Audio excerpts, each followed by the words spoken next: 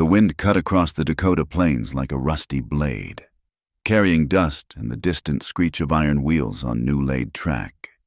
Eleanor Hale pressed her palm against the window of their cramped quarters above the trading post, watching the horizon blur red with another autumn sunset. Below, her husband Caleb counted coins with the same fervor other men reserved for prayer. "Nora, get down here." His voice cracked like a whip. "We got company."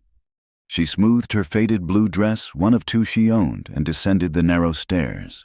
The floorboards groaned under her weight, each step a countdown to whatever new scheme Caleb had cooking. At 23, she'd learned to read the signs, the nervous tap of his fingers, the way he avoided her eyes when money was involved. 3 men crowded the dim trading post. She recognized 2 Garrett and Thompson, card players who haunted the saloons from here to Rapid City. The third was new clean-shaven, wearing a suit too fine for these parts. "There's my wife," Caleb announced with false cheer. "Eleanor, meet Mr. Harlan. He's got a proposition that'll clear our debts." The suited man's smile reminded her of a snake testing the air. "Mrs.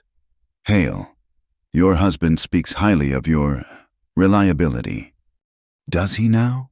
She kept her voice steady, though her stomach churned. "Nora's good for it," Caleb said quickly. "Whatever paper you need signed, she'll sign." Actually, Harlan produced a document from his vest. "It's already signed. Your husband here put you up as collateral for his outstanding obligations. Creative solution. Really." The room tilted. Eleanor gripped the counter. "He did what?" "Now, Nora," Caleb started. "You signed me over like a horse." Her voice rose. "Like property." "It's temporary," Caleb insisted. "Just until I settle up with these gentlemen. A formality." Harlan chuckled. "Oh, it's quite binding. I assure you, should Mr. Hale default, which, given his track record, seems likely you'll be working off his debts at one of my establishments.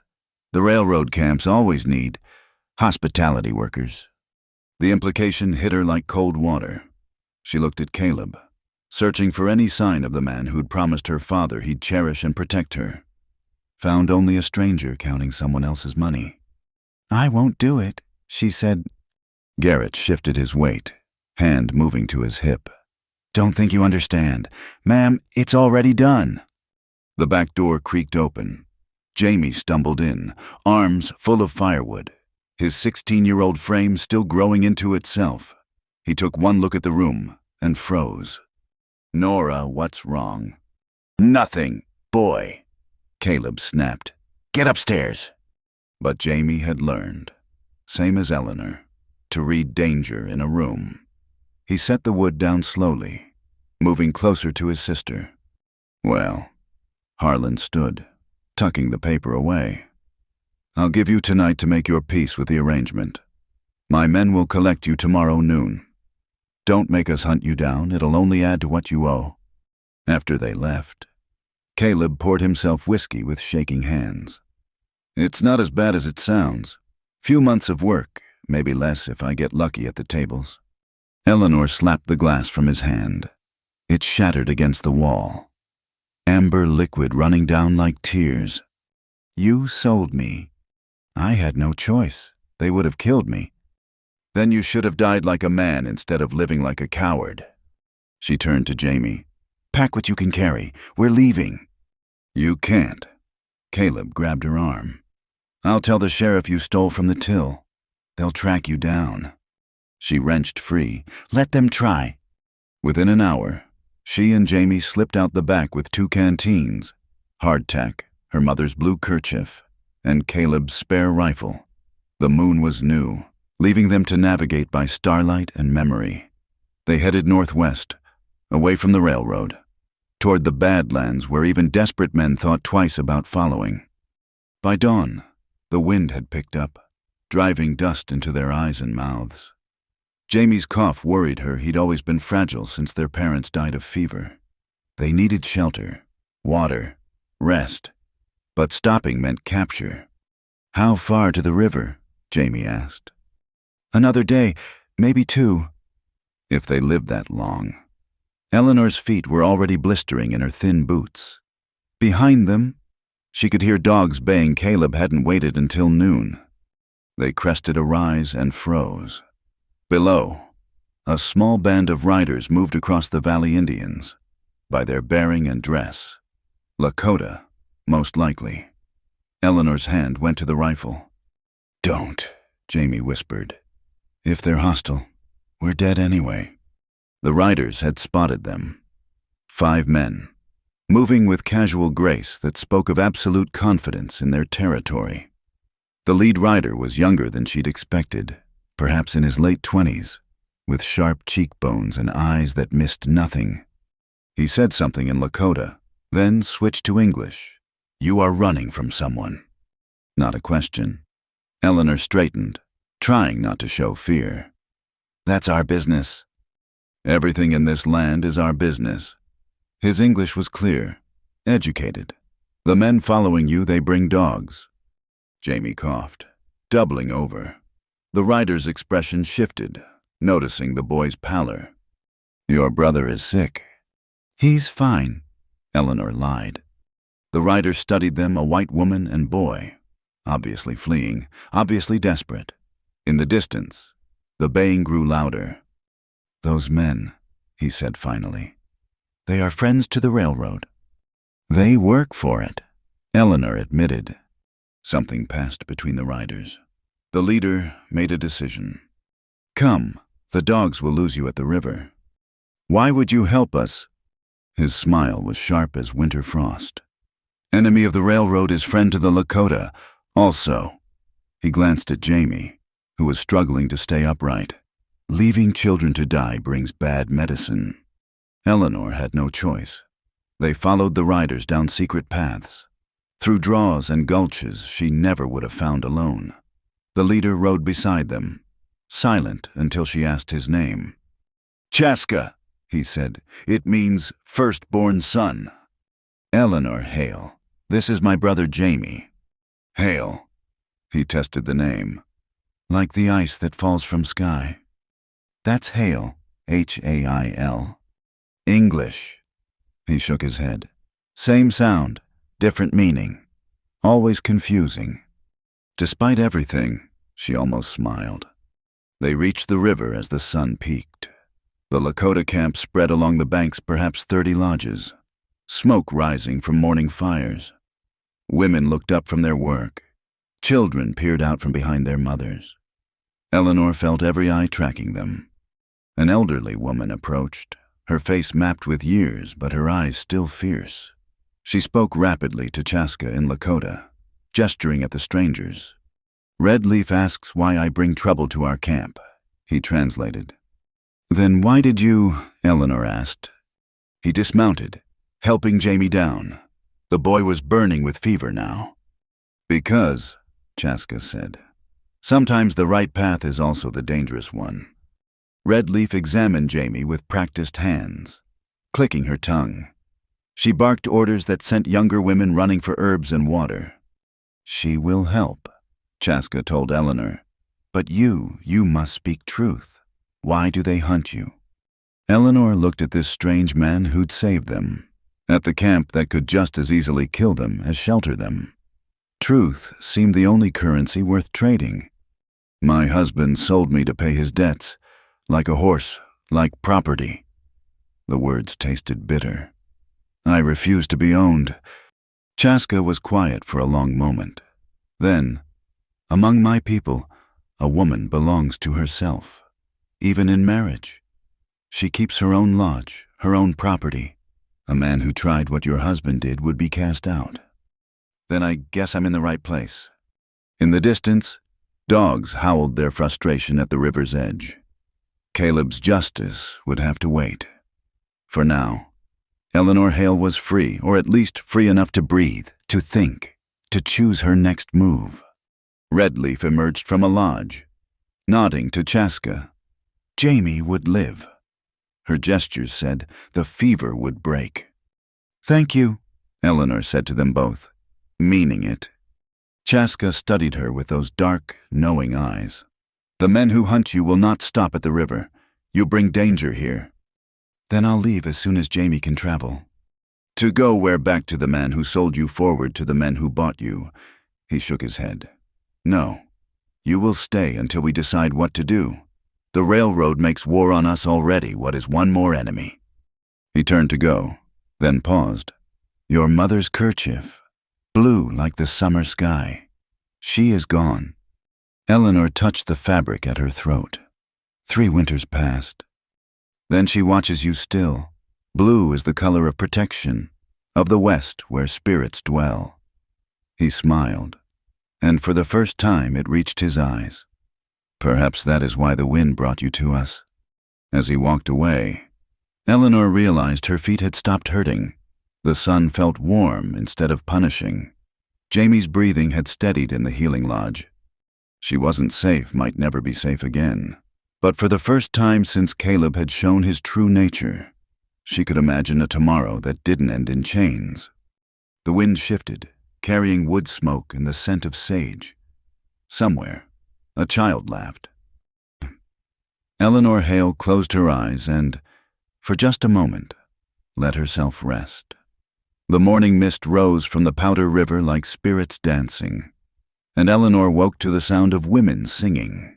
Their voices carried across the camp in a rhythm that seemed to match the beating of her own heart. 3 days had passed since Chaska brought them here. 3 days of learning that everything she thought she knew about Indians was either wrong or incomplete. Nora, Jamie called from outside the lodge where Redleaf had been tending him. Come see what Swift Crow is teaching me. She emerged to find her brother sitting cross-legged with a group of Lakota boys, learning to fletch arrows. The fever had broken yesterday, leaving him weak but clear-eyed. Swift Crow, a boy of maybe 14, guided Jamie's hands with patient precision. The feathers must be from the same wing, Swift Crow explained in careful English.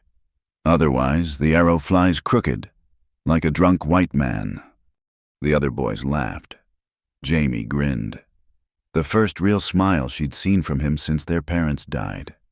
You sleep better, a voice said behind her. Chaska stood with 2 horses, dressed for riding. No more jumping at every sound. Hard to stay jumpy when Redleaf keeps pouring that tea down my throat. What's in it anyway? Better you don't know. Come. You need to learn our ways if you stay here. I thought you hadn't decided if we could stay. He handed her the reins of a spotted mare. I decide nothing alone. The council meets tonight, but first, you work. Everyone works. Eleanor had never ridden bareback, but the mare was patient with her clumsy mounting. They rode upstream, where women were processing the last of the buffalo meat from a hunt. The sight stopped her cold, not the blood or the work, but the efficiency of it. Nothing wasted. Every piece had purpose. Your face, Chaska observed. You expect savagery, find only survival. I didn't mean... Yes, you did. It's how your people teach you to see us. Makes it easier to take our land if we are only animals. A woman named Winona showed Eleanor how to cut the meat for drying, how to separate sinew for thread, how to scrape hide without tearing. Her hands, already rough from trading post work, adapted quickly. The other women watched her sideways, some curious, others suspicious. She works hard for a Wasiku, one said in Lakota, not knowing Eleanor had started to pick up words. Hard work is hard work, Winona replied. Color of hands doesn't matter if they're willing. By midday, Eleanor's back screamed and her arms trembled, but she'd filled 2 drying racks. Chaska had disappeared to attend to other duties, leaving her among the women. Their initial wariness slowly thawed as she proved she wouldn't complain or shirk. Your man, a younger woman asked in broken English. He sells you away. My husband, yes. The women exchanged looks of disgust. One spat on the ground. No good, the young woman said firmly. Here, woman owns her lodge. Man leaves. He goes with nothing but his clothes. Sometimes not even those, another added, and they all laughed. Eleanor found herself laughing too, imagining Caleb shivering naked on the plains. The image was more satisfying than she'd expected. A commotion near the river drew their attention. Riders approaching, not Lakota. Eleanor's heart hammered as she recognized the lead figure, Deputy Samuel Finch from the county seat.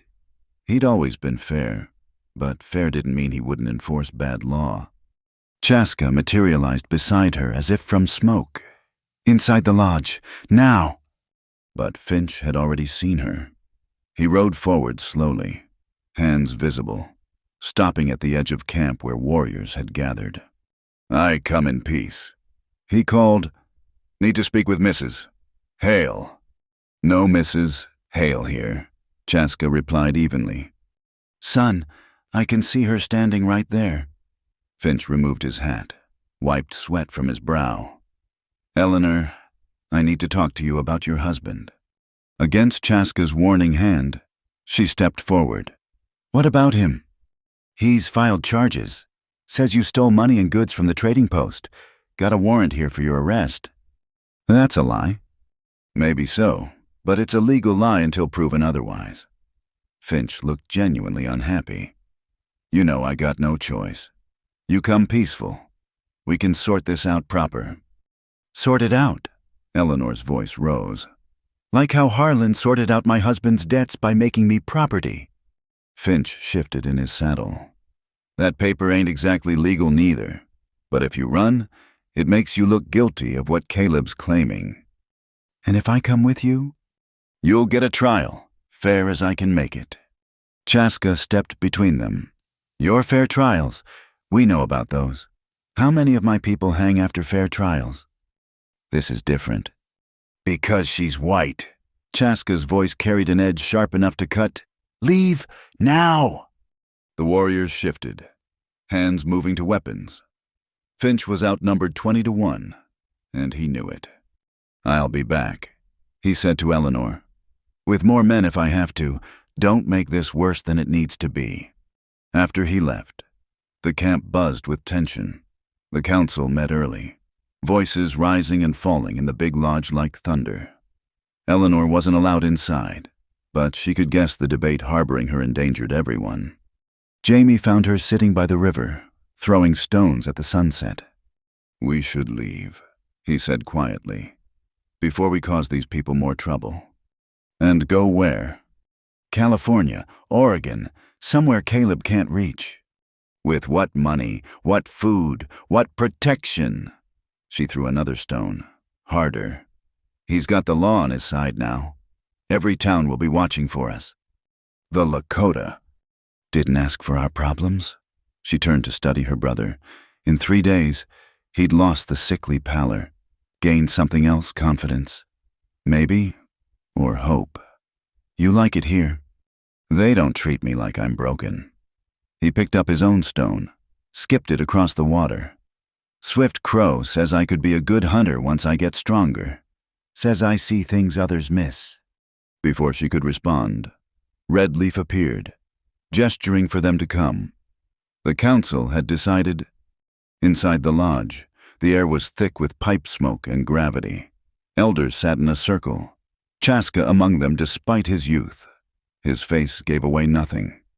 An older man Eleanor recognized as Chief Standing Bear spoke, Chaska translating. "The council has heard many words. Some say harboring you brings danger we don't need. Others say turning away those in need brings worse danger to our spirits." He paused, studying Eleanor's face. "Tell us truth. Why should Lakota risk safety for white woman's troubles?" Eleanor stood, legs shaking but voice steady. "You shouldn't. I know that. We've brought you nothing but problems." She took a breath. "But my husband, he sold me like your people get sold at government auctions. Like property. Like I wasn't human. You asked for truth. The truth is I'd rather die free than live as someone's belongings." The chiefs conferred quietly. Then Standing Bear spoke again. "The woman who calls herself Hale will stay, but conditions." He held up fingers as Chaska translated. "First, she works like everyone. No special treatment. Second, she learns our ways, our words. Third, when lawmen come again, and they will come, she stands with us, not behind us. Fourth, He paused, eyes twinkling slightly. Fourth, she teaches our children the white man's writing. If we must fight with papers as well as rifles, our young ones need to know both weapons. Eleanor nodded, throat tight. I accept, gratefully. Don't be too grateful, Chaska said later, walking her back to Redleaf's lodge.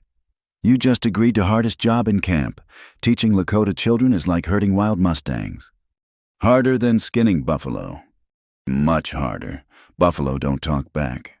That night, as she lay listening to the river and the distant drums, Eleanor thought about boundaries, the ones on maps, the ones in laws, the ones between peoples. All of them seemed less solid here, more like the river itself, always moving, always changing, sometimes disappearing entirely underground, only to emerge somewhere unexpected. A shadow passed by the lodge entrance. Chaska's voice came soft. Eleanor, you asked why I helped you. She sat up. Yes. My sister, 2 winters ago, soldiers took her to the agency school, said they would civilize her. His voice carried old pain. She ran away. They caught her, sent her back. She ran again. 3rd time, they put her in chains. Chaska, she died of the coughing sickness in that school, died in chains. He was quiet for a moment. So, when I see a woman refuse to be owned, refuse chains, I think of her, think maybe helping you balances the scales somehow. He was gone before she could respond. Eleanor lay back down, but sleep wouldn't come. Outside, a wolf howled, and another answered. The sound should have frightened her. Instead, it sounded like freedom. Tomorrow would bring new challenges. Deputy Finch would return with reinforcements. Caleb would escalate his lies. Harlan would want his property. The fragile peace of this camp would be tested. But tonight, she was no one's property. Tonight, she belonged only to herself. The drums continued their ancient rhythm, and eventually, Eleanor slept. In her dreams, she ran with wolves across an endless plain, her mother's blue kerchief streaming behind her like wings. The morning sun painted the Badlands crimson as Chaska's proposal hung in the air like smoke. Eleanor gripped the reins of her horse tighter, studying the man who'd become her unlikely protector. A traveling judge, she repeated. You want me to face their law? Not their law, the law. Chaska's eyes never left the horizon. Judge Theodore Wheaton rides circuit through Fort Pierre next week. He's different, fair, even to Indians. If we present your case right, he could void Caleb's claims. And if he doesn't? Then we run. But running forever is no life. He turned his horse. You teach our children to read their papers. Time you learn to fight with those same weapons. They'd been riding since dawn, accompanied by 2 warriors, Joseph Black Elk and Thomas Standing Cloud. Both had dealt with Wheaton before, knew the strange dance of white man's justice. This judge, Eleanor asked Black Elk. Why do you trust him? Trust, Black Elk snorted. I trust the sunrise. I trust my horse. White judges I watch. But Wheaton, he ruled for my cousin in a land dispute against white settlers, cost him friends. The trail wound through canyon country, each mile taking them further from the safety of camp. Eleanor had learned to shoot the old carbine, practicing until her shoulder bloomed purple with bruising. Now it rode across her saddle, loaded and ready. Riders, Standing Cloud warned. 4 men approached from the east, moving fast. Eleanor recognized Garrett's bulk immediately. Caleb's card-playing friend. The others were hired guns, their intentions written in their posture. Well, Garrett reined up just outside rifle range. Mrs. Hale, your husband's been worried sick. Has he? Eleanor kept her voice steady. Worried about his debts, more likely. Now that ain't charitable. Man's got a right to his property. Woman is not property, Chaska said quietly. Garrett laughed. Says who the law's clear. She's married. She belongs to her husband. Simple as that. Then why does he need 4 armed men to collect his wife? Eleanor asked. Persuasion. Garrett's hand rested on his pistol. See, Harlan's getting impatient. Every day you're gone costs money. We're here to collect peaceful if possible, otherwise if necessary. Try, Standing Cloud suggested mildly. The moment stretched taut. Eleanor felt more than saw Chaska shift slightly, positioning his horse to shield her. Her finger found the trigger of the carbine. 4 against 4, Black Elk observed. But we know this land. You don't. Garrett's smile faltered. He'd expected a lone woman and boy, not armed Lakota warriors. This ain't over. That warrant's legal. Every lawman in the territory will be looking for her. Let them look, Chaska said. After the men retreated, they rode hard for 2 hours, taking a circuitous route to throw off pursuit. Finally, Standing Cloud called a halt at a hidden spring.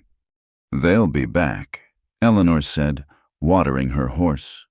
Yes, Chaska dismounted, checking for tracks. But now they know you're not alone. Changes the game. I've brought you nothing but trouble.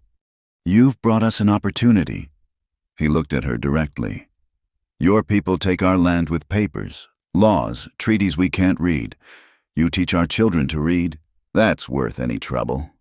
That night they camped without fire, eating dried meat and watching the stars.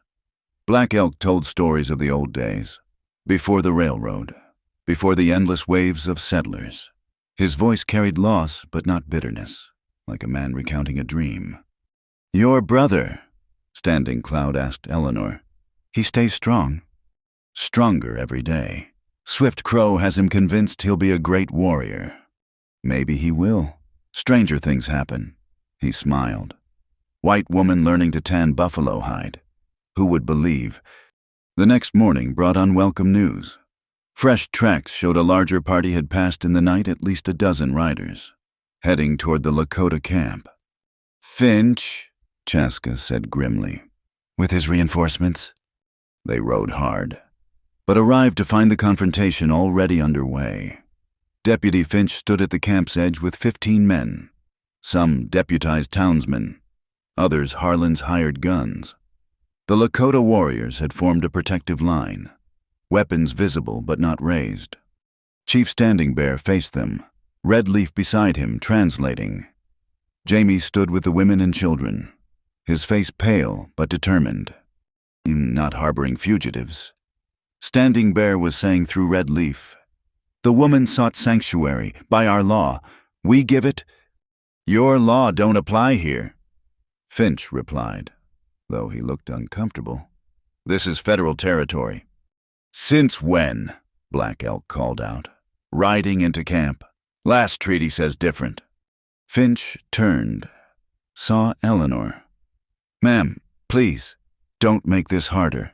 Come peaceful, and I guarantee you'll get fair treatment." "Like Harlan's fair contract?" Eleanor dismounted, walked forward. "Like my husband's fair accusations. I know it looks bad. Deputy Finch." She stood straight, drawing on every lesson these people had taught her about dignity. "I'll come, but only to see Judge Wheaton, and only if my brother and Chaska can accompany me." "Eleanor, no!" Jamie started forward, but Red Leaf caught his arm. Finch considered. "Judge Wheaton, you say he's in Fort Pierre end of the week." "Then that's where we'll meet you, not before." "Can't do it. Got orders to bring you in now." The tension ratcheted higher. Warriors shifted. Townsmen fingered their weapons nervously. One spark would ignite a massacre. Then Harlan pushed through the crowd, his fine suit dusty from travel. "Enough of this, Sheriff. Arrest that woman or I'll have your job." Mr. Harlan," Eleanor called out, loud enough for all to hear. "Tell everyone about your contract. Tell them exactly what services you expected me to provide at your railroad camps." His face flushed. "Standard labor contract." "Liar." She pulled a paper from her dress, not the original, but a copy she'd made. Shall I read it aloud, the specific duties you outlined? That's stolen property. A woman can't steal what's written about her own person. She turned to the townsmen. How many of you have wives, daughters? Would you want them bound by such a contract? Murmurs rippled through Finch's men. Some of them knew Harlan's reputation, had heard whispers about his hospitality workers. Deputy, one of the townsmen said quietly, maybe we should wait for the judge. You work for me, Harlan snarled. No, sir, the man replied. We're sworn deputies. We work for the law. Finch made his decision. Mrs. Hale, you have 3 days. Present yourself to Judge Wheaton in Fort Pierre, or I'll come back with the army if I have to. She'll be there, Chaska said. As the group dispersed, Harlan lingered, his eyes promising retribution. You've made a mistake, squaw man. You and your red friends, I've got influence you can't imagine. Influence? Chaska smiled coldly. Your influence comes from paper. Paper burns. That evening, the camp held council again. This time, Eleanor was invited inside. The smoke made her eyes water, but she sat straight, listening to the debate. She goes to their judge. She might not return. One elder argued. She doesn't go. They bring soldiers. Another countered. Many will die. Standing Bear raised his hand for silence. Chaska, you believe this judge will be just... I believe he's our best chance. Eleanor has learned our ways, shown respect, but she's still white. That gives her voice power in their courts that ours lack. Then we use their own medicine against them. Redleaf said, the woman speaks for us. We speak for her. The vote was close, but agreement came Eleanor would face the judge, with Chaska and witnesses to support her. If the law failed, they would reassess. That night, Eleanor couldn't sleep. She found Chaska by the river, keeping watch. Scared, he asked. Terrified. She sat beside him. I've never spoken in court, never fought with words instead of hands. You fought Harlan with words today. His own men turned against him. That was different. That was anger. No, that was truth. He skipped a stone across the water. My sister, before they took her, she asked me why we couldn't just learn their ways, beat them at their own game. I said our ways were better. Now I think she was right. We need both. Need warriors who can fight, and warriors who can read their papers, speak in their courts. He looked at her. Warriors like you. Eleanor felt heat rise in her cheeks. I'm no warrior. You fought your husband, fought Harlan, taught our children. What else is a warrior? A coyote called in the distance, answered by its pack. The sound made Eleanor think of family, of belonging. Without thinking, she reached out, touched Chaska's hand. He didn't pull away. Whatever happens in Fort Pierre, she said quietly. I want you to know, these weeks have been... I've found something here I didn't know I was looking for. Eleanor, his voice was soft. Don't say words you might regret, your world and mine. Are they so different, both built on family, on protecting what matters? Your people would never accept. My people sold me. The bitterness surprised her. Your people gave me freedom. He turned her hand over, tracing the calluses that matched his own now. After the judge, we'll speak of this after. Promise. I promise nothing except truth. That's all anyone can give. As she walked back to her lodge, Eleanor felt the weight of coming days. Fort Pierre meant facing not just the law, but Caleb, Harlan, everything she'd run from. But she wasn't the same woman who'd fled in terror just weeks ago. She'd learned to skin buffalo, to read weather and cloud patterns, to shoot straight and speak truth. Most importantly, she'd learned that belonging wasn't about blood or birth, but about choosing where to stand. And she would stand with these people who'd shown her what freedom really meant. The smell of coffee and bacon drifted from Madame May's boarding house as Eleanor watched Fort Pierre wake up. 3 days had passed since they'd arrived. 3 days of careful alliance building while waiting for Judge Wheaton. Chaska moved through the town like smoke, gathering information, making connections. "You sure about this?" May asked, pouring Eleanor another cup. The older woman ran the cleanest establishment in Fort Pierre, and more importantly, heard everything worth knowing. Harlan's been spreading money around like seed corn, buying friends. "We've found friends too," Eleanor replied. "Mr. Garrett at the Double Bar Ranch says Harlan cheated him on cattle prices. The widow Jensen discovered her late husband's debts to Harlan were falsified." "Building a coalition," May smiled approvingly. "Smart, but will it be enough?" Through the window, Eleanor saw Deputy Finch talking with a rancher named William Tate. Tate had lost grazing rights when the railroad seized his water access. Another potential ally. "There's something else." May lowered her voice. "My girl Rosie overheard Harlan last night. He's got ledger's records of bribes, illegal land grabs, forged documents. Keeps them in the hotel safe." Eleanor's pulse quickened. Those could prove he's a snake, which everyone already knows. Question is, how do we get them? The door opened. Chaska entered with Jamie and a surprising companion, Father Miguel Santos from the Spanish mission. The priest had ministered to all faiths on the frontier for 20 years, earning respect from settlers and natives alike. "Father Miguel has agreed to speak for Eleanor's character," Chaska announced. "More than that," the priest said, accepting May's offer of coffee. "I've been documenting certain activities. Railroad agents pressuring farmers, mysterious fires at properties that refuse to sell. Your situation, Mrs. Hale, is part of a larger pattern." "You think Judge Wheaton will care?" Eleanor asked.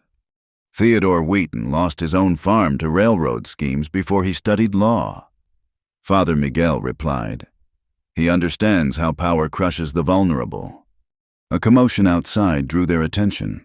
Through the window, they saw an early snowstorm rolling in from the north, black clouds heavy with ice. "That's trouble," May muttered. "Storm like that could close the passes for days." "Or provide cover," Chaska said thoughtfully. That afternoon, as snow began to fall, Eleanor made her rounds. She visited the Jensens, the Tates, even some of Finch's deputies who'd shown sympathy. Each conversation added another thread to the web they were weaving.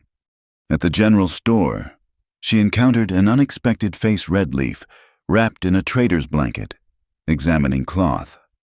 "Grandmother," Eleanor said in Lakota, surprised. "Why are you here?" Redleaf smiled.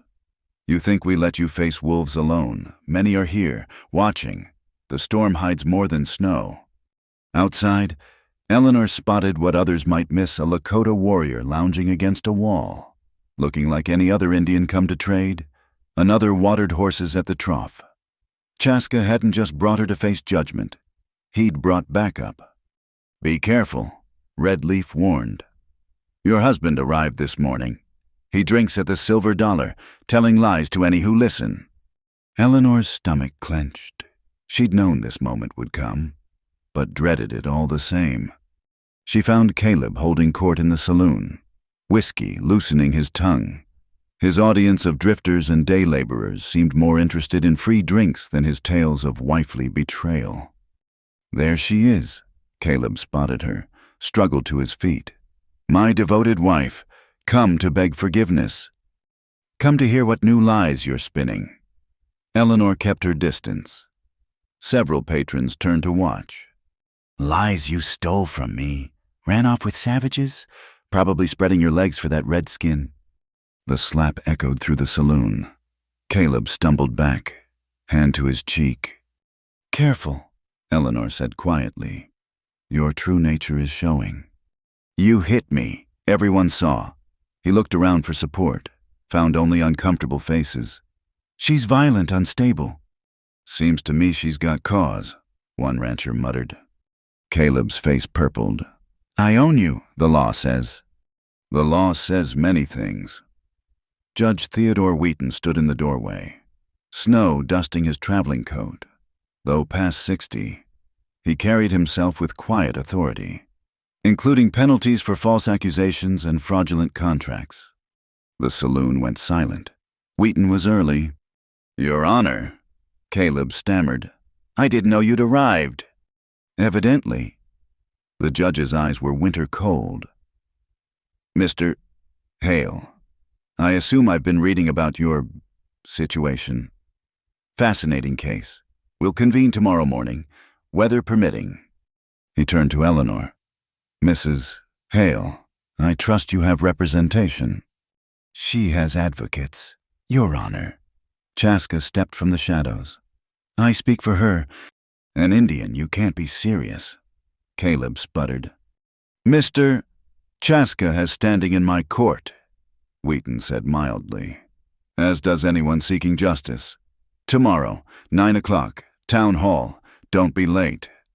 As the judge left, Harlan pushed through the crowd. His usual polish was gone, replaced by desperate anger.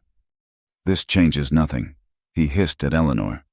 "I own your husband's markers. Either he pays or you work it off. Simple business."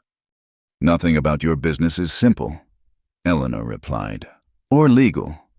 We'll see what's legal when I—" A hand fell on Harlan's shoulder. Standing Cloud loomed behind him, having entered silently. "Storms getting worse," the warrior observed. "Dangerous night to be out. Many accidents in such weather." Harlan shrugged free, but his bravado cracked. He wasn't used to being the one threatened. That night, the blizzard hit full force. Eleanor huddled in May's boarding house with her allies, planning for tomorrow's hearing. Father Miguel had brought documents. Deputy Finch, won over by evidence and conscience, offered inside knowledge of Harlan's operations. "There's a problem," Finch admitted. "Harlan's got Judge Curtis from Rapid City coming. Conservative, by the book. No love for Indians. If he arrives before the hearing, he could challenge Wheaton's jurisdiction." Father Miguel finished. "Then we ensure the hearing happens first," Chaska said. A knock interrupted them. Jamie entered, covered in snow, eyes bright with excitement. "I found it the safe combination. Rosie got Harlan drunk, got him talking. His ledgers are there for the taking." "We can't steal," Eleanor began. "Not steal," May corrected. "Recover evidence of crimes. Big difference." They looked at each other. Outside, the storm raged, providing perfect cover. "I'll go," Eleanor decided. "Not alone," Chaska said firmly. An hour later, Eleanor and Chaska slipped through the blizzard to the hotel. The desk clerk dozed. Overcome by May's special coffee, they climbed to Harlan's room, where the safe sat like a squat metal toad. Eleanor's hands shook as she worked the combination. The tumblers clicked, and the door swung open. Inside ledgers, contracts, correspondence, evidence of bribery, coercion, forged documents, and there her own contract, along with a dozen others. Women's names, debts manufactured, fates sealed. "Monster," she breathed. "Take only what we need," Chaska warned. "Leave the rest for authorities to find." They photographed pages using Father Miguel's camera, a recent innovation he'd acquired for documenting mission work. Then carefully replaced everything except Eleanor's contract and two others' evidence they could present without revealing their midnight visit. Returning through the storm, they nearly collided with riders heading into town. Eleanor's heart stopped Judge Curtis and his entourage, fighting through the blizzard to reach Fort Pierre. "Inside, quick!" Chaska pulled her into an alley. They watched Curtis's men struggle with their horses, heard cursing about the weather, the late hour, the lack of proper accommodation. The storm was slowing them, but not stopping them. Back at May's, the news sparked urgent discussion. "Curtis will challenge everything," Finch said. "He'll say Indians can't testify. Women can't speak without their husband's permission. Then we give him no chance," Eleanor decided. "We petition Wheaton for an emergency session. Tonight. In this storm, he'll never—" "He will if we explain the situation?" She looked around the room. All of us. Together. And so, past midnight, in the teeth of a blizzard, an unlikely procession made its way to Judge Wheaton's lodgings, a frontier woman, a Lakota chief, a Spanish priest, a reformed deputy, a boarding house madam, and a growing crowd of ranchers, farmers, and townspeople who'd had enough of Harlan's predations. Wheaton answered the door in his nightshirt, took one look at the crowd, and sighed. I suppose this can't wait for morning. Justice can't wait, Eleanor said simply. The judge studied her, this woman who'd fled in fear and returned to fight, who'd bridged two worlds and found strength in both. No, he agreed. It can't. Give me 5 minutes to dress. Court is now in session. Outside, the storm howled its fury, but inside, something else was stirring, the slow, inexorable power of truth coming to light, of people standing together against those who would own them. Eleanor gripped Chaska's hand briefly, drew strength from the contact. Whatever came next, she would face it head on. The time for running was over. The river ran silent beneath a canopy of stars, its surface mirror smooth after the day's chaos of moving horses to higher ground. Eleanor sat on a fallen cottonwood, exhaustion seeping into her bones. The emergency hearing had gone better than hoped. Judge Wheaton had dissolved Harlan's contracts and issued warrants for his arrest. But the battle was far from over. You should rest. Chaska's voice came soft behind her. She turned to find him carrying 2 cups of Red Leaf's tea, the steam rising like spirits in the cold air. He settled beside her, careful to leave proper space between them. Can't sleep, she admitted, accepting the warm cup. Keep thinking about what Curtis said before Finch arrested him, that men like Harlan always have another move. Let tomorrow's troubles wait for tomorrow. Chaska gazed across the water. Tonight, we succeeded. Your words in that courtroom, they moved stones I thought could never shift. Eleanor smiled, remembering. When I showed those contracts, proved Harlan had done this to other women. Did you see Mrs. Patterson's face? She'd been carrying that shame for years, thinking she was alone. You gave them voice. That takes courage. I learned from watching you, how you speak for your people without apology or anger, just truth. In the distance, drums began their evening rhythm, not the war drum sensation writers described, but something deeper, the heartbeat of a living culture. Tell me about the drums. Eleanor asked, not the ceremony, I know that's private, but what they mean to you. Chaska was quiet for a long moment. They're how we remember we're one people. Each drummer adds their rhythm, but together they make something bigger, like, he searched for words, like your church bells, maybe calling people together. I haven't heard church bells in months. The realization surprised her. Don't miss them either. Is that wrong? Why would finding new music be wrong? They sat in comfortable silence, sipping tea, watching stars reflect in the water. The day had been long, moving the horses before the spring flood, teaching children their letters, helping Winona prepare medicines. But this quiet moment felt earned. Eleanor, Chaska's voice carried weight. After tomorrow, when the danger passes, what will you do? She'd been dreading this question. I don't know. Can't go back to what I was, but I'm not Lakota either. No, you're something new. Someone who walks between... He set down his cup, faced her fully. My grandmother says such people are sacred. They carry messages between worlds. Your grandmother also says I make terrible fry bread. This is true. His smile flashed in the darkness. But you're learning. A splash in the river beaver or muskrat going about night business. The sound reminded Eleanor of her old life's rhythms. How she'd marked time by Caleb's routines. Town gossip. Church socials.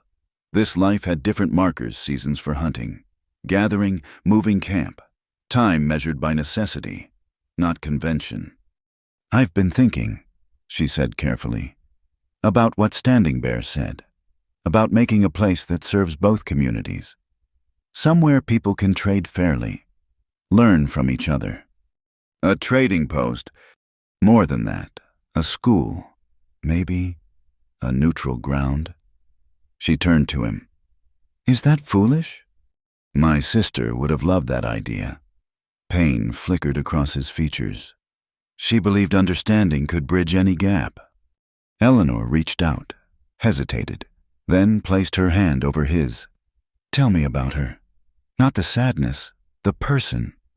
Bright elk, 3 years younger than me, stubborn as a mule. His voice warmed with memory. She loved plants, knew every medicine, every flower, would spend hours drawing them, trying to capture their spirit on paper. She sounds wonderful. When the soldiers came for the children, she hid others before herself, got caught because she went back for a little one's doll. He turned his hand palm up, interlaced their fingers. You remind me of her, not in looks, but in spirit, that need to protect, to make things right. Eleanor's heart hammered. This was the closest they'd ever been outside of necessity. Chaska? I know. His thumb traced gentle circles on her hand. Your world has rules. Mine has different ones. But tonight the rules seem very far away, she finished. He lifted their joined hands, studied them in the starlight, his bronze, work-hardened, hers pale but equally calloused now. My people have a saying, love is the 7th direction. 7th, I thought there were only 6, the 4 winds, earth and sky. The 7th is within, the direction that holds all others together. He released her hand but shifted closer. I think you understand this direction. Eleanor felt tears threaten. I was dead inside when I came here, going through motions, playing a role I never chose. You, your people, you gave me back to myself. No, his voice was firm. You were always there. We just helped you remember. A night bird called across the water, answered by its mate. The sound pulled something deep from Eleanor's chest, loneliness she hadn't even recognized until it began to ease. That morning, she said softly, when you found Jamie and me in the storm, why did you really stop truth this time? Chaska smiled. You were singing. What? Barely conscious, freezing, probably dying. And you were singing to your brother, some hymn about gathering at a river. He shook his head. I thought anyone who could sing to comfort another while facing death, that was someone worth saving. I don't remember singing. The body remembers what the mind forgets. You were fighting for him even when you had nothing left. Eleanor wiped her eyes. And now you fight for many. The children learning letters, the women finding their voices, even men like Finch discovering conscience. He stood, offered his hand. Come, I want to show you something. They walked along the river to where a small grove of cottonwoods created a natural shelter. Fireflies danced between the trees, late-season stragglers defying the cooling nights. Close your eyes, Chaska instructed. Listen. Eleanor obeyed. At first, she heard only expected sounds: water, wind, insects. Then, gradually, more. An owl hunting, deer stepping carefully to drink. The camp behind them, soft voices. A baby's cry quickly soothed, someone laughing. And underneath it all, that steady drumbeat. The night song, Chaska said quietly. Everything alive adding its voice. This is what you gave back to me too. She opened her eyes, found him watching her with an expression that stole her breath. After Bright Elk died, I stopped listening. Easier to hear only anger, plans for revenge. He stepped closer. Then you arrived, and suddenly I heard it again. The 7th direction calling. Chaska, Eleanor's voice caught. I'm still married. The law. White man's law, paper and words. He cupped her face gently. I don't ask for what you cannot give, but let me speak truth. You are the sunrise after my longest night. You are the first green shoot after wildfire. You are. She stopped his words with her lips. The kiss was gentle, questioning a conversation without words. His hands tangled in her hair. Hers gripped his shoulders. When they parted, both were breathing hard. "I can't," Eleanor whispered against his mouth. "Not while I'm still bound to him. It wouldn't be right." "I know." He pressed his forehead to hers. "But knowing you feel this too, it's enough. For now." They stood there, holding each other in the star-filled darkness, while the river sang its ancient song. Neither spoke of the dangers still ahead, Harlan's threats, society's judgment, the vast gulf between their worlds. "You asked what you'll do after tomorrow," Chaska said finally. "I have an answer." She pulled back to see his face. "Stay," he said simply. "Not for me, not even for the people. Stay for yourself. Build that neutral ground. Teach children from both worlds. Show others what you've learned, that bridges can be built one person at a time. And us. We'll be whatever we choose to be. Time has a way of solving problems patience can't touch." He smiled. "Besides, someone needs to teach you to make proper fry bread." Eleanor laughed through her tears. "Red Leaf will never approve." "Red Leaf approves more than you know. She told me tonight the spirits brought you here for a reason. Said anyone who can make my stubborn heart sing again must have strong medicine." They walked back toward camp hand in hand, in no hurry to return to separate lodges and proper distances. Above them, the Milky Way stretched like a river of light, the Trail of Souls, Chaska called it, where all paths eventually meet. "Thank you," Eleanor said as they neared the camp. "For what?" "For seeing me, not the scared woman who ran, not the role I was forced to play, just me." "Eleanor," he stopped, turned her to face him. "That's all I've ever seen." One more kiss, soft as a promise. Then they parted. Eleanor made her way to her lodge, aware of eyes that pretended not to notice, smiles that said more than words. Inside, she found Jamie already asleep. Swift Crow's bow clutched like a treasure. Tomorrow would bring new challenges, but tonight she had touched the seventh direction, that place within where all paths converge, where love transforms from word to truth. She touched her lips, still feeling the warmth of connection. Through the lodge opening, drums continued their eternal rhythm, and somewhere in the darkness, Chaska was listening to the same song. For the first time in her life, Eleanor Hale knew exactly where she belonged. The dust cloud rose from Drybone Pass like smoke from a signal fire, but Eleanor knew better. Through the field glass Chaska had taught her to use, she counted 15 riders picking their way through the narrow canyon. Harlan rode at the center, flanked by hired guns. They'd chosen their ambush point well. "They're early," Deputy Finch muttered from his position behind a boulder. "Thought we'd have until noon." Harlan never did like following schedules. Eleanor checked her carbine again. The weight of it felt different now, not a tool of fear, but of protection. Chaska appeared beside her, moving silent as always. "Our people are in position. North Ridge, South Draw. They won't see them until it's too late." "Remember," Eleanor said loud enough for their mixed group to hear, "we want evidence, not bodies. Finch needs Harlan alive to testify about the railroad's schemes." "Tell that to them," Jamie pointed to the approaching riders. "Don't think they're coming to talk." The boy had insisted on coming, and Eleanor hadn't been able to refuse. At 16, he'd earned his place among the defenders. Still, she'd positioned him with Swift Crow at the safest vantage point. The plan was simple: let Harlan's group enter the pass, then block both ends. With high ground advantage and superior knowledge of terrain, they could force surrender without bloodshed. But plans, Eleanor had learned, rarely survived first contact with desperate men. "Here they come," someone whispered. Harlan's group entered the killing ground of the pass, moving cautiously but not cautiously enough. They'd expected to find Eleanor's small party traveling to meet federal marshals, not a coordinated alliance of Lakota warriors and sympathetic townspeople. Chaska raised his hand, waited. The riders moved deeper into the trap. Then everything went wrong. One of Harlan's men, sharper-eyed than the rest, spotted movement on the ridge. His shout of warning came simultaneously with the crack of his rifle.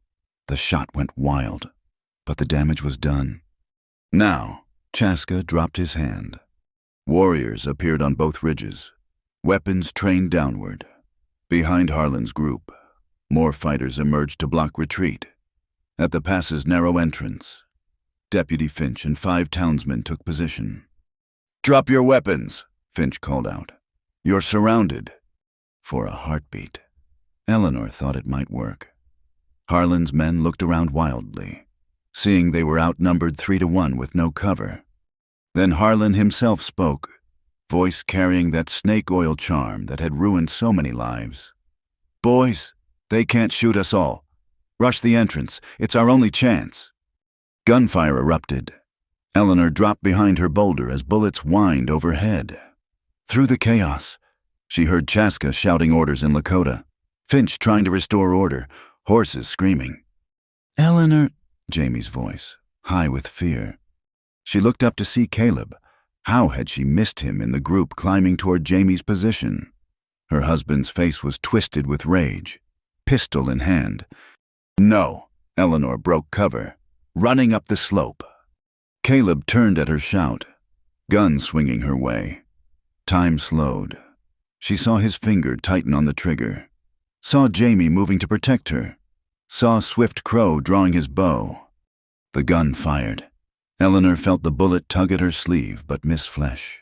Her own carbine came up without thought, muscle memory from hours of practice. She aimed high, sending Caleb diving for cover. "You're mine!" he screamed. "The law says you're mine." "The law is wrong." She fired again, keeping him pinned while Jamie and Swift Crow repositioned. Below, the battle was turning. Harlan's men, caught in the open, were falling back. Several were already down. Wounded, not killed, the Lakota, and townspeople were showing remarkable restraint. But Harlan himself had dismounted, using his horse as cover while he retreated toward a cluster of rocks. In his hand, Eleanor glimpsed papers, the evidence they needed. "He's going to destroy the ledgers," she called to Chaska. The war chief nodded. Already moving. He flowed down the slope like water, dodging gunfire with an almost supernatural grace. But Harlan had good position now, his remaining men forming a defensive circle. "Give up, Harlan," Finch called. "You're finished." "Never." Harlan pulled out a match. "Without these papers, you've got nothing." Eleanor made her decision. Leaving Caleb to Jamie and Swift Crow, she worked her way along the ridge. The angle was tricky, the shot nearly impossible. But Red Leaf had taught her more than hide work. The old woman was also the best shot in camp. "Breathe with the earth," she whispered, sighting down the barrel. "Shoot between heartbeats." The carbine cracked. Harlan's hand exploded in red, the match flying harmlessly away. He screamed, clutching his wounded hand, the precious papers scattering in the wind. "The documents!" Chaska shouted. What followed was almost comical. A dozen people from both sides scrambling to grab flying papers while trying not to shoot each other. Even some of Harlan's men, seeing which way the wind blew, began collecting evidence against their employer. But Caleb hadn't given up, while others chased paper. He'd worked around behind Eleanor's position. "Hello, wife?" She spun, found him 10 feet away, gun leveled at her head. His clothes were torn, face bleeding from rock fragments, but his eyes held a madness that chilled her blood. "Put it down, Caleb," she said quietly. "It's over." "Over?" he laughed, high and broken. "You humiliated me, made me a laughingstock. The whole territory knows my wife ran off with savages." "I ran to freedom. There's a difference?" "Freedom." He stepped closer, gun steady. "You're my property. If I can't have you, nobody—" The arrow sprouted from his shoulder like a sudden branch. Caleb screamed, gun falling from nerveless fingers. Behind him, Swift Crow notched another arrow, while Jamie held a borrowed pistol with shaking hands. "Nobody owns my sister," Jamie said, voice cracking but determined. Caleb collapsed, clutching his shoulder. The arrowhead had punched through cleanly, painful but not fatal. Eleanor kicked his gun away, then knelt beside him. "You'll live," she said. "Live to see me free. Live to know you have no power over me anymore." His response was a string of curses that would have once made her flinch. Now they were just noise. The battle was ending. Harlan's men, seeing their leader wounded and papers secured, threw down weapons. The Allied forces closed in carefully, treating wounded from both sides. Chaska appeared at Eleanor's side, a cut on his cheek, but otherwise unhurt. "You shoot well for a schoolteacher. You move well for a chief who claims to be getting old." "I never claimed that." He looked at Caleb, who was being tended by Father Miguel. The priest's battlefield medical training was proving invaluable. "What will you do with him?" Eleanor watched her husband, former husband in all but law, being bandaged and bound. "Nothing. He's nothing to me now. Let the courts have him for his crimes. I have a life to build." Finch approached, arms full of recovered papers. "Mrs. Hale, these documents, they're more than we hoped.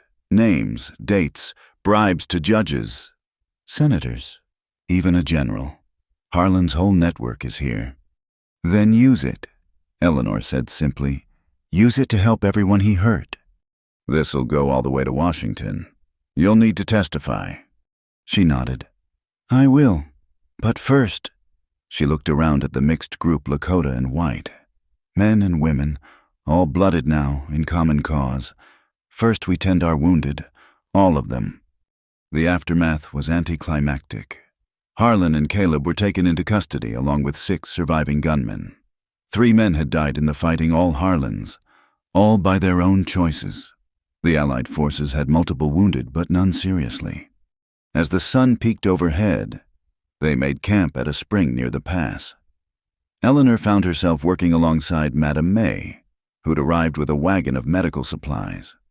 "Quite a morning," May observed, cleaning a townsman's graze. "Not how I pictured my life going," Eleanor admitted. "Honey, nobody pictures their life going sideways. It's what we do after that counts." May smiled. "And you've done something special here. Got people working together who'd normally cross streets to avoid each other." It was true. Eleanor watched a ranch hand helping a Lakota warrior with a twisted ankle. Saw Swift Crow teaching Jamie and other boys, white and native, how to retrieve arrows. Even some of Harlan's captured men were talking with their captors, realizing they'd been used. "It won't last," Eleanor said quietly. "Once the danger's past, people will go back to their separate worlds. Maybe, but maybe not." May nodded toward where Deputy Finch was learning basic Lakota phrases from Black Elk. "Seeds get planted in strange ground sometimes. You never know what'll grow." That evening, as they prepared to return to Fort Pierre with prisoners and evidence, Chaska found Eleanor watching the sunset from the same ridge where she'd made her impossible shot. "Regrets?" he asked. "No, just thinking about paths. How one choice leads to another until you're somewhere you never imagined." He sat beside her, close enough to touch, but not touching, mindful of the watching eyes below. The testimony in Washington, it could take months. "I know. I'll come with you." She turned, surprised. "To Washington, Chaska. They barely accept Indians as human there. You'd be—" "I'd be the savage who corrupted a white woman? Yes, I know." His jaws set with determination. "But you won't face their judgment alone. My voice may not carry legal weight, but it carries truth. Sometimes that's enough." Eleanor felt tears threaten. "What did I do to deserve such loyalty?" "You stood up. You fought back. You chose freedom over safety." He smiled. "Among my people, that makes you warrior enough for any loyalty." Below, someone started singing a traveling song, picked up by multiple voices. Lakota and English words mixed, creating something new. Not perfect harmony, but honest attempt. "Whatever happens in Washington," Eleanor said, I want to come back here. Build that school, that neutral ground. Make a place where understanding can grow. Then we'll build it together, Chaska promised, however long it takes. As full dark fell, they made their way down to join the others. Tomorrow would bring the long ride to Fort Pierre, then eventually the longer journey to Washington. There would be trials, testimony, the slow grinding of justice. But tonight, under stars that didn't care about the boundaries humans drew, Eleanor Hale walked between two worlds and found herself at home in both. The war for her freedom was won. Now came the harder battle building something worthy from that freedom. She thought of Caleb, wounded and chained in the prison wagon, still ranting about ownership and rights. Once, his words had been bars around her life. Now they were just echoes of a fading past, powerless against the future she was choosing to create. The drums would sound again, the rivers would run, and somewhere between two cultures, a bridge was beginning to form one person, one choice, one bullet-scarred afternoon at a time. The courthouse in Fort Pierre stood like a monument to everything that had changed and everything that hadn't. Eleanor smoothed her simple dress she'd refused May's offer of finery, choosing instead the practical clothes that marked her new life. Beside her, Chaska wore his finest shirt, beaded by Redleaf's careful hands, a blend of traditional craft and the white man's expectations. "Ready?" Deputy Finch asked. He'd aged years in the weeks since Drybone Pass, the weight of testimony and threats from Harlan's remaining associates showing in new lines around his eyes. "As ready as one can be to face their past," Eleanor replied. The courtroom was packed. Word had spread about the woman who'd exposed the railroad's corruption, who'd united settlers and Lakota against common enemies. Some faces showed support, others skepticism, a few outright hostility. Judge Wheaton presided, his presence a comfort. But beside him sat Judge Curtis, freed on technicalities, and now here to observe the proceedings. His snake eyes followed Eleanor as she took her place. "Mrs. Eleanor Hale," the prosecutor began. "You stand accused by your husband of theft and abandonment. How do you plead?" "Not guilty." Eleanor's voice rang clear. "And I contest the very premise. A person cannot steal what is rightfully theirs, nor abandon what was never a true bond." Murmurs rippled through the crowd. Caleb, his arm still bound from Swift Crow's arrow, half rose from his seat before his lawyer pulled him down. "Furthermore," Eleanor continued, "I present countercharges of coercion, false imprisonment through debt bondage, and conspiracy to engage in human trafficking." The prosecutor, a young man named Richardson, who'd taken the case pro bono, smiled slightly. "Present your evidence." What followed was a careful destruction of Caleb's lies. Eleanor presented receipts showing she'd contributed more to the trading post than she'd ever taken. Witnesses testified to Caleb's gambling, his debts, his deal with Harlan. But the turning point came when Mrs. Patterson took the stand.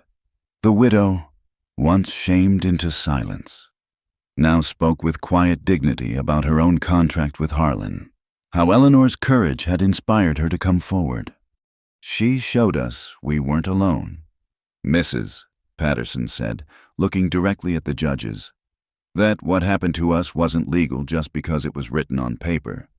3 more women testified. By the end, Caleb's lawyer was sweating through his suit. Then came Caleb's turn. He took the stand with practiced confidence, spinning tales of Eleanor's instability, her corruption by savages, her theft of his rightful property. "She's my wife," he insisted. The law says many things."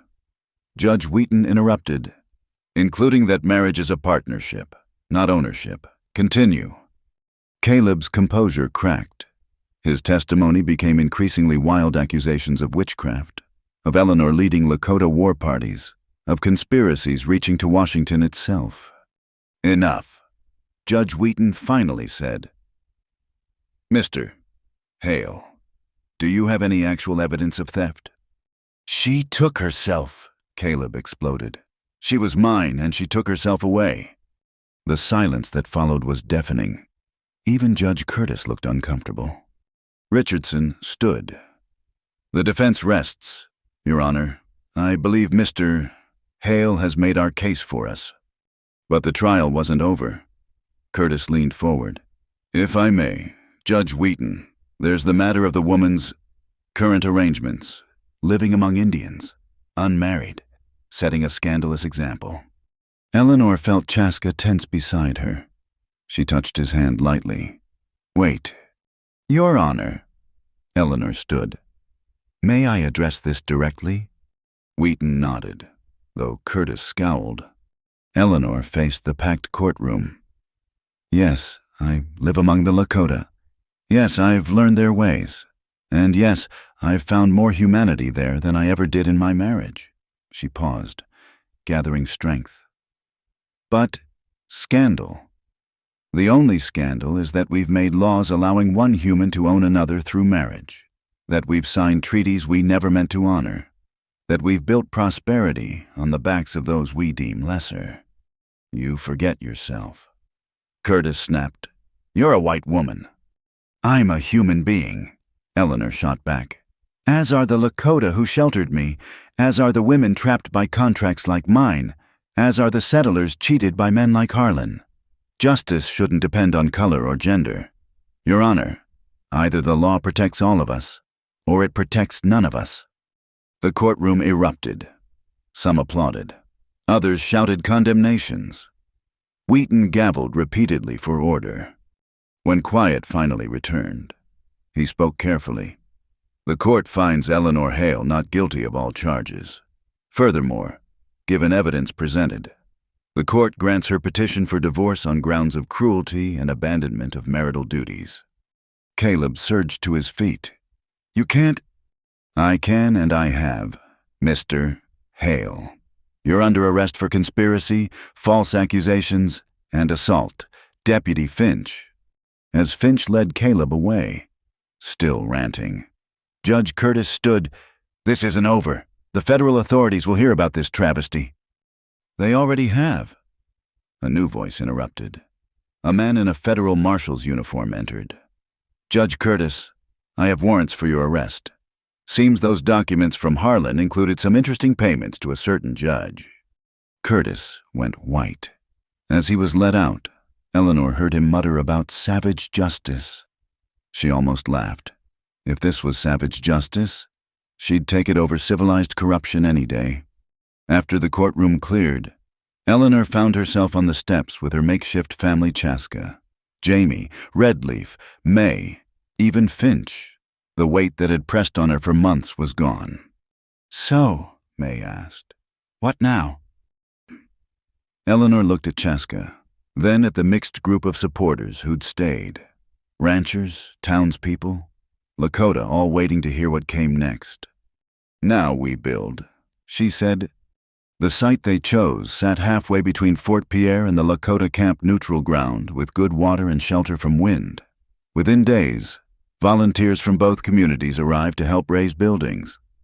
Eleanor watched a frame structure take shape, part school, part trading post, part meeting hall. But more than buildings were being constructed. She saw ranchers' sons working alongside Lakota youth, sharing tools and stories.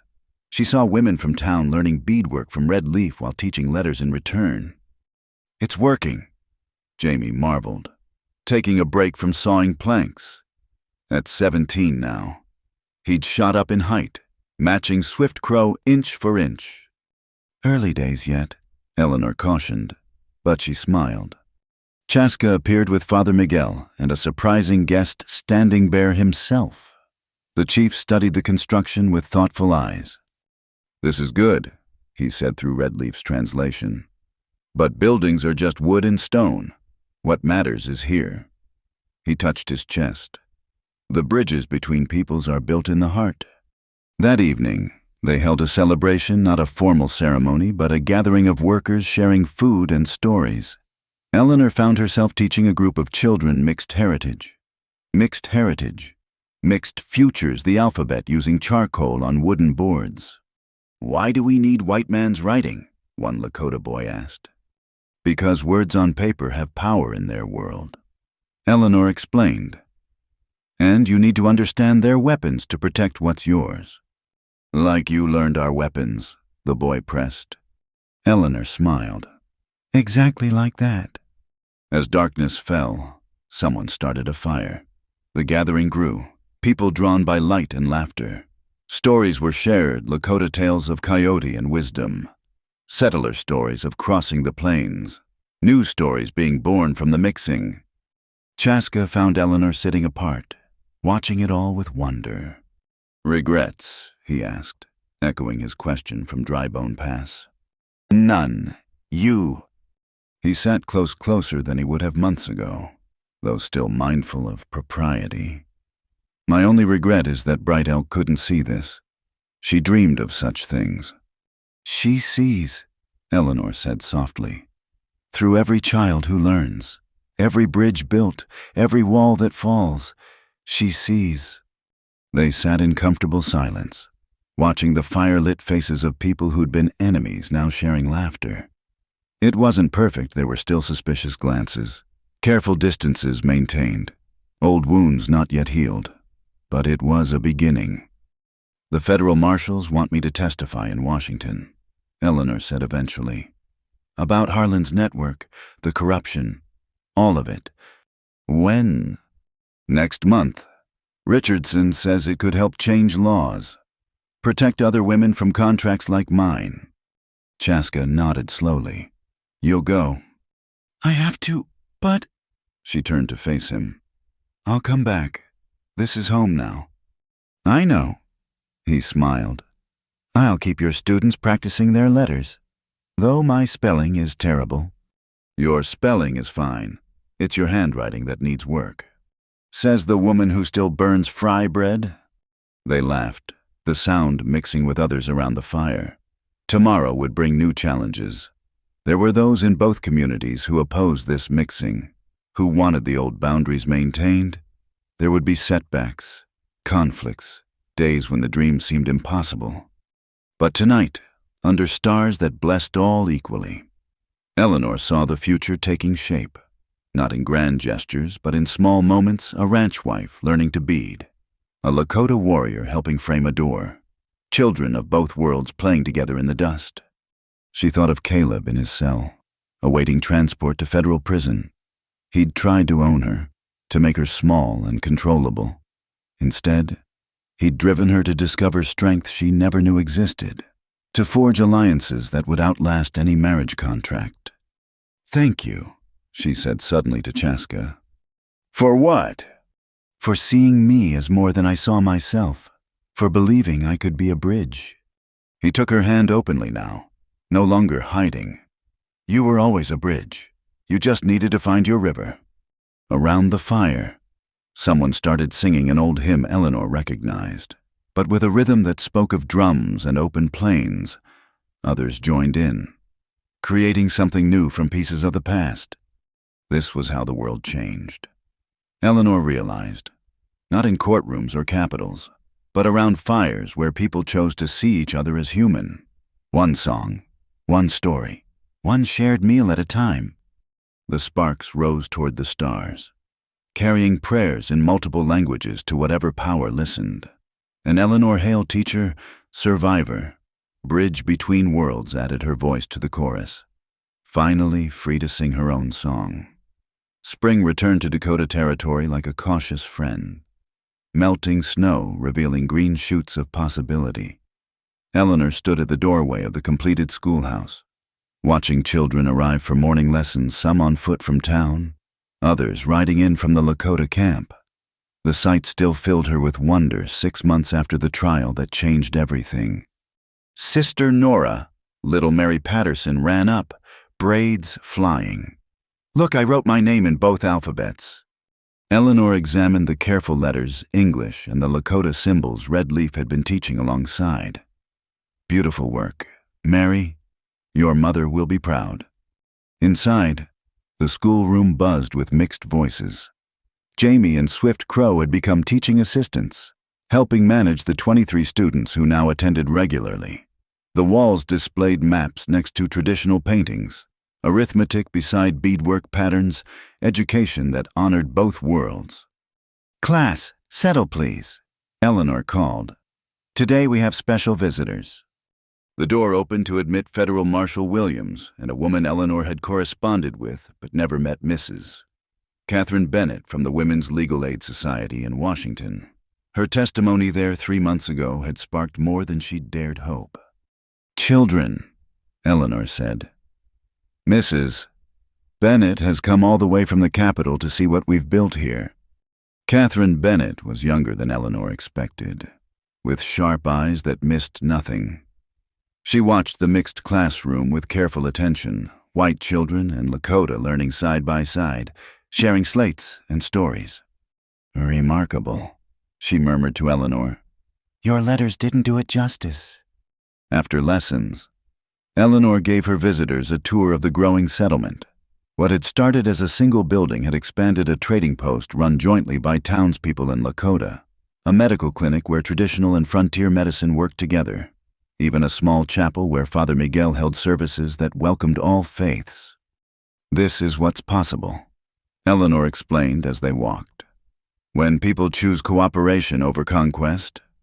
Marshal Williams, a fair man who'd replaced the corrupt Federals, nodded thoughtfully. "The reports from this area show crime down. Trade up. Conflicts nearly eliminated. Whatever you're doing works. We're treating each other as human."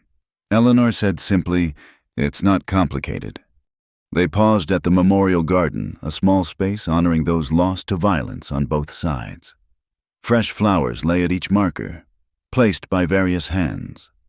"Your testimony in Washington," Catherine said quietly, "has led to 3 new bills protecting women's property rights. The contracts like yours, they're being challenged nationwide." Eleanor felt tears threaten. "Good. No one should endure what I did." "Which brings me to why I'm here." Catherine pulled out official documents. "The divorce is final, but more than that, Caleb Hale was convicted on all counts. He'll serve 10 years hard labor." The word should have brought satisfaction. Instead, Eleanor felt only sadness for the waste of a life. "And Harlan, 20 years, with more charges pending as victims come forward." Catherine smiled grimly. "Your courage started an avalanche. Mrs. Hale." "Just Eleanor, please. Mrs. Hale was someone else, someone I used to be." That evening, the community gathered for a feast celebrating the spring planting. Tables groaned under shared abundance venison from Lakota hunters, bread from town ovens, vegetables from the communal garden they'd started. Eleanor found herself seated between worlds, as usual. To her left, Madame May regaled listeners with tales of Fort Pierre's transformation. To her right, Red Leaf discussed medicinal herbs with the town's doctor.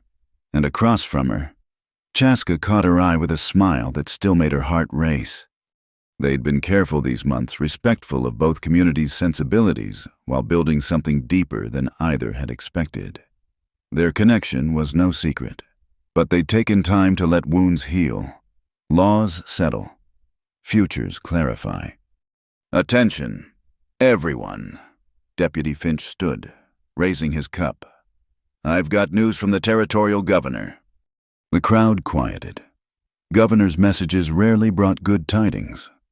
"He's officially recognizing this settlement as Hope's crossing a name chosen," he says, "to represent the bridge between communities. Furthermore, he's appointing a local council with equal representation from both peoples." Cheers erupted. Hope's crossing it was perfect. Eleanor felt Chaska's hand find hers under the table. "There's more." Finch continued. "Miss Eleanor, he's appointing you as the first director of integrated education for the territory. Official position, salary, and mandate to establish similar schools elsewhere." Eleanor couldn't speak. Around her, people applauded not just from politeness, but genuine celebration. These people who'd once seen her as property now recognized her as a leader. Standing Bear rose, commanding instant respect despite his age. Through Red Leaf, he spoke, When the woman who would not be owned came to us, some said she brought trouble. This was true. But sometimes trouble is the storm that waters new growth. Today we see the green shoots rising. He turned to Eleanor directly. You are walks between worlds now. This is your true name among us, not given lightly. Earned through courage. The Lakota name settled around Eleanor like a blanket of belonging. She stood, finding her voice. Everything I am, I learned from all of you. From Lakota wisdom about freedom and community. From townspeople brave enough to stand against corruption. From children who see friends where their parents saw enemies. She paused, looking at each face. Hope's Crossing isn't just a place, it's a promise. A promise that understanding is possible. That different worlds can meet without one conquering the other. Pretty words. A voice slurred from the edge of the gathering. But we all know what this really is. Eleanor's blood chilled. Garrett, Caleb's old associate, stood swaying with drink and malice. How he'd avoided arrest this long was a mystery. A white woman playing Indian, he continued, betraying her race, her God, her very nature. Silence fell like a hammer. Hands moved to weapons on both sides. Mr. Garrett. Eleanor stepped forward, voice calm despite her racing heart. You're drunk and unwelcome. Leave. Or what your red lovers will scalp me. He laughed ugly. I know what you really do with that chief. Everyone knows. Savage rituals. Probably unnatural acts. The crack of Eleanor's palm against his face echoed across the gathering. Garrett stumbled, shocked. The only unnatural act here, Eleanor said coldly, is hate. You're a small man clinging to old poisons, but look around, your world is already gone. We're building something better. Garrett's hand went to his gun, but froze. Swift Crow and Jamie flanked him. Arrows knocked. Deputy Finch stepped up, badge gleaming. You're under arrest. Finch said quietly, drunk and disorderly, threatening a federal official, and I'm sure we'll find more. Come quietly, or come bleeding, your choice. As Garrett was led away, still muttering curses, the gathering slowly relaxed, but the moment had left its mark, a reminder that not everyone celebrated the changes. There will be more like him, Chaska said quietly to Eleanor. I know, but look. She gestured to the mixed crowd already returning to celebration. There are more like us, every day. More. Later, as the feast wound down, Eleanor walked with Chaska to the river, the same spot where months ago she discovered what freedom meant now held new significance, their place, where important words were spoken. Director of Education, Chaska mused. Will you accept? If I do, it means traveling. Establishing new schools, being away from here from you for weeks at a time. Then we'd better make the most of the time between. He turned to face her fully. Eleanor walks between worlds, I have something to ask. Her heart stopped. Chaska. By Lakota custom, a man brings horses to the woman's family, but you have no family to negotiate with. So I ask you directly, will you accept my horses? Will you let me court you properly? By both our traditions. Eleanor laughed through tears. How many horses? 3, all I own. Though Swift Crow says I should demand at least 5 for a woman who shoots like you. 3 horses, she pretended to consider. For a woman who still burns fry bread. Redleaf says your bread is improving, slightly. They stood by the river where everything had changed, where a desperate flight had become a purposeful journey. The drums from camp mixed with fiddle music from town, 2 rhythms finding harmony. Yes, Eleanor said simply. To your horses, to your courtship, to whatever comes next. Yes. Chaska's kiss tasted of wood smoke and promises. When they finally parted, the stars watched benevolent overhead. When? He asked. After I establish the first new school, after the territorial council meets, after we prove this can last. She smiled. I've learned patience from you. And I've learned impatience from you. We balance." They walked back to the celebration hand in hand, no longer hiding. Some faces showed disapproval, but more showed acceptance, even joy. The world was changing one heart at a time. As the evening ended, Eleanor stood in her doorway watching families disperse to their homes, some to taipas, some to cabins, some to the new mixed housing growing between. Children called goodbyes in 2 languages, already forgetting they were supposed to be different. Jamie appeared beside her, now taller than she was. "Happy, sister." "More than happy, hopeful." She hugged her brother, this boy who'd grown into a bridge himself. "And you, no regrets about the life we left?" "That wasn't life. This is—" He grinned. "Swift crows teaching me to hunt buffalo. Says by next winter, I'll be ready for my first real hunt." Eleanor watched him bound off to join his friend. 2 young men from different worlds planning tomorrow's adventures. This was the future, not perfect harmony, but honest attempt. Not sameness, but respect for difference. Her mother's blue kerchief, now faded but still treasured, fluttered at her throat.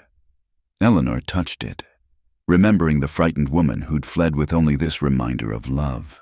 That woman was gone, transformed by trials into someone stronger, someone who could build schools and bridges, who could love across boundaries, who could stand as walks between worlds.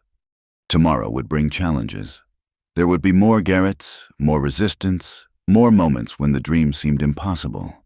But tonight, Hope's Crossing lived up to its name, a place where rivers met, where understanding grew, where love conquered fear. The drums continued their ancient rhythm, now joined by a fiddle's melody. An Eleanor Hale teacher, survivor, bridge builder added her voice to the song of 2 worlds becoming one. Not through conquest, but through courage. Not through taking, but through sharing. She belonged to no one but herself, and in that freedom, she'd found the power to help others discover their own. The stars wheeled overhead, indifferent to human boundaries but blessing human bonds. And at Hope's Crossing, those bonds grew stronger with each passing day, proof that bridges, once built with willing hearts, could bear any weight the future brought. Thank you so much for listening to this story of love, courage, and bridging 2 worlds in the Wild West. I'd love to know where you're listening from. Please share in the comments below so we can connect and discuss Eleanor and Chaska's journey together. If you enjoyed this tale of freedom and understanding, please subscribe to Wild West Night. Give this video a like, and hit that hype button to help more people discover these stories of the American frontier. Your support helps keep these tales alive for listeners everywhere. Until next time, keep riding toward your own horizon.